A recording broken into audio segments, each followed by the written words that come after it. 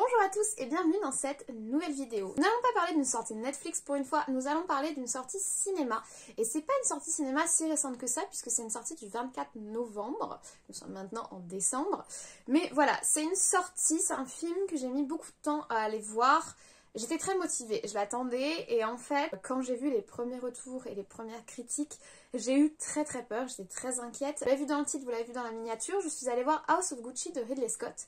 Si vous avez vu ma vidéo sur le dernier duel, que je vous recommande d'ailleurs, Ridley Scott c'est un réalisateur que j'aime énormément. Ridley Scott c'est Robin des Bois, c'est Gladiator, c'est Prometheus, c'est Alien, c'est vraiment beaucoup de choses que j'aime. J'aime son regard cinématographique et j'aime beaucoup de ses films. Et disons que j'ai de grosses attentes quand il leur sort un et malheureusement pour moi, pour House of Gucci, on va dire que j'ai beaucoup de choses à vous dire.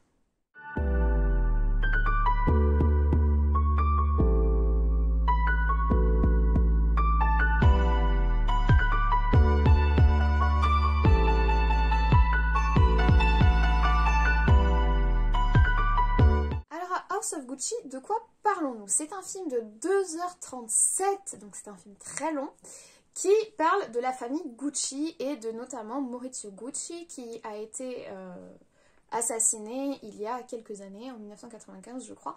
Et en fait on va relater tout ce qui a pu se passer avant pour en arriver à cet événement qui est un événement historique. On peut parler, vu que c'est un film qui retrace la vie d'un ou plusieurs protagonistes historiques, d'un biopic. Maintenant, c'est un biopic qui a été fait par rapport à un livre qui romance leur vie. Donc, c'est pas un biopic qui se veut historiquement le plus juste possible. Il adapte en gros un roman qui est un roman historique romancé. Et qui en plus n'a pas été écrit par la famille Gucci elle-même. Donc, c'est pas la parole des premiers concernés, dirons-nous. Ce film est donc produit par Ridley Scott.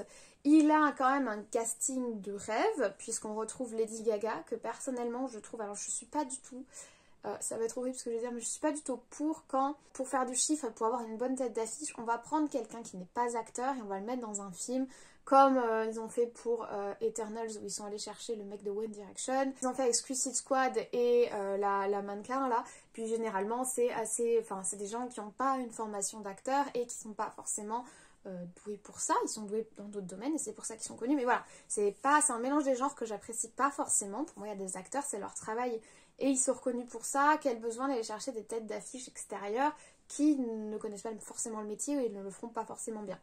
Mais là, Lady Gaga, honnêtement, c'est l'exception qui confirme la règle. Je trouve que c'est une très bonne actrice. Voilà, elle est connue pour ses musiques, pour ses extravagances vestimentaires, je dirais. Mais voilà, je pense que c'est une artiste assez complète et c'est surtout une très bonne actrice. On l'a déjà vu dans A Star Is Born où je l'avais déjà trouvée très juste.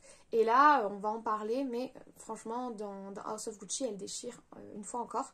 On a aussi Adam Driver, notre Kylo Ren national, qui a été découvert dans ces films-là, mais qui est plutôt un très bon acteur également. On a aussi Al Pacino, je fais un film sur des familles italiennes, il y a Al Pacino, forcément, et forcément il est parfait dans son rôle. On retrouve aussi Jared Leto, qui est clairement pas dans un personnage où il est attendu, et où je mettrai des petites réserves parce que je pense pas que ça vienne de lui, mais son personnage et la façon dont il est joué, je sais pas jusqu'à quel point c'est correct par rapport au réel. C'est un personnage extrêmement exubérant, complètement taré. S'il était vraiment comme ça dans la vraie vie, waouh quoi. C'est des crises de panique, hyper surjouées, hyper drama. Enfin voilà, je me suis pas mal questionnée sur ce personnage honnêtement pendant tout le film parce que il comme s'il était dans un autre registre par rapport au reste du film en fait. Comme si on était dans un registre comique drama exagéré avec ce personnage là et pas avec les autres. Donc franchement, je me suis vraiment questionnée pour savoir si vraiment le cousin de Maurizio Gucci était vraiment comme ça. Parce que, voilà, interrogation, en tout cas il y a Jared Leto. Et on retrouve également Camille Cotin, un peu plus tard dans le film, dans une partie du film que j'ai un peu moins appréciée. Donc j'ai trouvé que bon, elle faisait un peu pâle figure au milieu du reste du casting. Mais voilà, on est quand même sur un casting assez impressionnant de base. D'une manière générale, tu mets Al Pacino, Lady Gaga et Adam Driver dans un casting, tu sens que ça va quand même envoyer du lourd. Maintenant, comme j'ai commencé à vous le dire, au niveau du jeu d'acteur, alors j'ai été 100% convaincue par le jeu de Lady Gaga et à quel point elle a collé à son personnage et à l'évolution de son personnage. Donc, elle incarne la femme de Maurizio Gucci, donc on voit leur rencontre, etc. Et l'évolution de leur couple, l'évolution d'elle en tant que femme, dans cette famille, elle vient d'un milieu extrêmement modeste et elle se retrouve dans cette famille, famille du luxe, etc. On voit son évolution en tant que femme, l'évolution de ses motivations, l'évolution de ses objectifs de vie et j'ai trouvé que ce soit au niveau du physique, de la façon dont elle l'incarne, des émotions qui sont transmises, du côté parfois exagéré et très, j'allais dire très italien, mais voilà, j'ai trouvé que Lady Gaga était vraiment très très juste dans son rôle, franchement. Adam Driver aussi est plutôt bon. Alors Maurizio Gucci, c'était apparemment une personne très dans la retenue. D'après ce que j'ai pu trouver, c'était quelqu'un, c'est-à-dire la façon dont il est incarné par Adam Driver correspond assez à comment il était dans la vraie vie, c'est-à-dire certes quelqu'un avec de très grandes ambitions, mais très dans la retenue, pas du tout dans l'excès et dans l'opulence et dans l'exagération comme le reste de sa famille peut l'être. Et on voit bien cette dichotomie entre des caractères très forts, très affirmés, très bruyants, et le caractère de Maurizio Gucci qui est plus placide, je dirais, je sais pas si c'est le mot adéquat, mais voilà, qui est plus calme, qui est plus posé, et qui est plus dans l'attente de saisir sa chance, alors que les autres font beaucoup de bruit, lui il est là, il attend silencieusement. On le compare à une petite souris à un moment dans le film, et c'est un peu ça, c'est là. Il est là, il est dans son coin, il attend. Par contre, au moment où la chance va pouvoir être, enfin les portes vont commencer à lui être ouvertes, là il va commencer à faire grand bruit, mais pas par un caractère exubérant. Voilà, il n'est pas du tout exubérant. Et Adam Driver le joue de façon assez juste, franchement. D'ailleurs, pour renforcer ses jeux d'acteur, je vous ai dit de toute façon que pour Jared Leto, j'avais pas du tout été convaincue. Al Pacino est très bon, très juste. C'est Al Pacino, quoi. Enfin, je veux dire... Je sais pas ce qu'on peut dire sur Al Pacino, surtout quand il joue un père de famille, un patriarche italien, je veux dire, on n'a pas grand chose à dire, c'est comme s'il jouait son propre rôle, quoi. Donc il est très très juste, mais en plus de ces jeux d'acteurs qui sont quand même assez bons, même si, petite interrogation sur le jeu de Jared Leto, ça doit pas venir de lui, hein, ça doit venir de la commande qui lui est faite, mais il y a un apport au niveau du costume, au niveau du décor, des tenues vestimentaires qui est très beau, très recherché, vraiment l'exubérance Gucci, quoi, les gros colliers, les grosses pierres, la marque partout, vraiment c'est Gucci, Gucci, Gucci, quoi, c'est vraiment, que ce soit dans la décor, c'est-à-dire que on est à la fois sur petite entreprise familiale qui est partie de pas grand chose et qui a créé un empire, à la fois sur des gens qui vivent dans le luxe et l'opulence mais pas forcément dans la modernité, donc on a un style un petit peu vieille famille, et vraiment je trouvais que c'était hyper bien développé. En plus ça évolue au fil de l'évolution de la famille et au fil de l'évolution de l'entreprise, et j'ai trouvé ça très intéressant. Franchement très beau travail au niveau des costumes et au niveau des décors, franchement là chapeau. Alors là où j'ai eu une interrogation dans le choix qui a été fait, c'est au niveau, alors je suis allée voir le film en VO, c'est au niveau de l'anglais italien. C'est-à-dire que déjà ils parlent tous anglais avec un accent italien. Je veux dire, oui c'est une famille italienne, mais dans ce cas-là pourquoi vous n'avez pas fait le film en VO italien avec des sous-titres? C'est ça que, bon déjà j'étais un peu interrogée. Et en plus ils te balancent des mots d'italien au milieu. C'est-à-dire qu'on a des personnages qui parlent anglais avec un accent italien et qui de temps en temps, pour signifier la colère ou le mécontentement, disent des mots italiens. J'avoue que là j'étais un petit peu perdue, j'ai pas trop compris ce choix, c'est tout, je saurais pas vous dire pourquoi du comment. Ça m'a pas sensiblement dérangé, c'est juste qu'il y a des moments ça me sortait en mode ah il a dit un mot italien. J'ai pas énormément compris. Maintenant, beau travail au niveau des acteurs pour travailler l'accent italien. Ils sont pas tous italiens de base et ils ont un très bon accent italien, donc il y a dû avoir un gros travail derrière, mais j'ai pas compris ce choix, honnêtement. Par contre, au niveau des musiques, waouh, les musiques, la BO, en fait c'est la BO qui porte le film. Honnêtement, c'est la BO qui porte le film parce que franchement, il y a des moments, enfin on va en parler du rythme, mais il y a des moments, il y a des longueurs, tu t'ennuies, enfin, le film dure 2h30, pour moi il aurait pu en durer 1h45, c'est-à-dire qu'on aurait pu couper bien 45 à 50 minutes de film, tellement il y a des moments où c'est long, quoi, ça se répète, c'est un petit peu redondant, mais bon. Ce qui porte le film, ce qui porte le rythme du film, enfin, ce qui te ravive, ce qui te réintègre dans l'histoire, c'est cette BO musicale qui est incroyable. Franchement, pour le choix musical, j'ai trouvé ça, les musiques sont super présentes. On a choisi de grands opéras italiens, on a aussi des musiques beaucoup plus modernes. Franchement, la BO est super top. Et heureusement qu'elle est là, parce que je crois que sans la musique et sans cette force musicale qui me re-rentrait dans l'histoire, j'aurais fini par m'ennuyer en fait, je pense. Et ça, c'est très dommage. Et ça vient du rythme du film. Alors, jusqu'à la Suisse, pour ceux qui ont vu le film, jusqu'à la Suisse, ça va.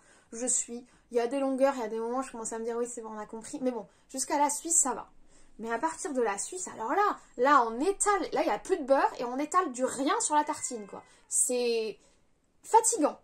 Franchement, j'ai pas compris qu'est-ce qui s'est passé à partir de ce moment-là pour que le film devienne vraiment ennuyant, alors qu'on en arrive pourtant à l'apothéose finale.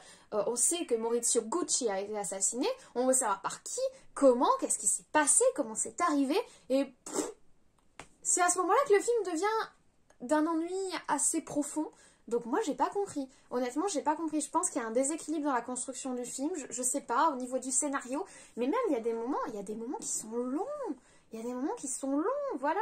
Au début quand l'histoire d'amour se construit entre Maurizio et sa femme, franchement j'étais dans l'ambiance, j'avais le sourire, franchement la façon dont c'est filmé c'est tellement touchant, c'est tellement, voilà, t'es tellement dans le truc, et puis quand ils commencent à déjà s'installer ensemble, on commence à pouf pouf, alors est-ce que le but c'est de pouf pouffer désolée, mais d'ennuyer, de tasser le spectateur pour qu'ils comprennent que leur vie à eux c'est tassé, alors qu'il se passe pas mal de trucs au niveau de la géopolitique familiale, au niveau de la façon dont Maurizio et sa femme vont revenir dans la rythmique familiale et essayer de prendre l'ascendant, c'est très intéressant, mais c'est long, c'est long. C'est long.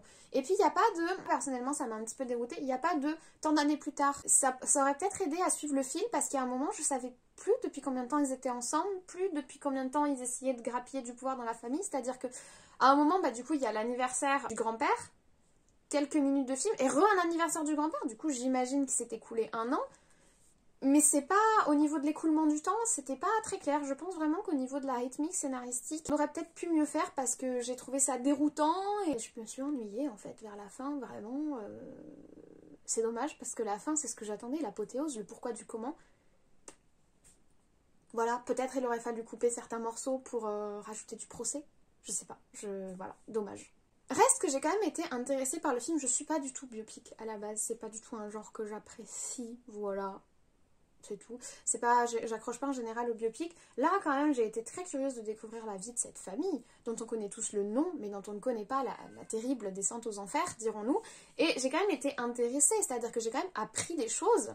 Donc je suis sortie enrichie du film, mais voilà, disons que je trouve que le film est très imparfait. Ridley Scott fait beaucoup mieux d'habitude. Je pense que Ridley est beaucoup plus à l'aise sur les films fantastiques ou les films historiques. J'ai pas trouvé le film très intéressant. Enfin, si, il était intéressant, mais un peu creux en fait. J'ai trouvé le film un peu creux. J'ai pas compris où on voulait nous emmener, quel était le but. Le rythme était bizarre. Un gros dommage en fait sur ce film parce que, franchement, gros apport musical, gros apport décor, gros apport costume, gros apport casting. Et finalement, ça tombe, le soufflet tombe à plat à la fin de la cuisson. C'est dommage. Au moment où tu ouvres le four, à la toute fin, bah, le soufflet, pouf. Au début, t'as cru qu'il montait et puis pouf.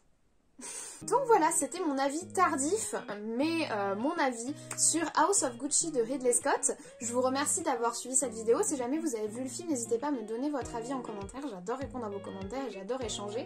Surtout que là, j'ai un avis plutôt négatif et assez tranché sur le film, donc je serais très curieuse de savoir si certains d'entre vous l'ont plus apprécié que moi ou encore moins apprécié que moi. Voilà, donc n'hésitez pas, et puis je vous remercie pour votre soutien, je vous remercie d'être aussi nombreux à me suivre, vous êtes de plus en plus nombreux et ça me touche énormément, ça me fait extrêmement plaisir. Voilà, je prends toujours autant de plaisir à vous tourner ces vidéos, je vous le dis à chaque fois, mais c'est parce que je le pense. Écoutez, je vous souhaite une très bonne journée, une très bonne semaine, de très bons visionnages et nous on se retrouve très très vite.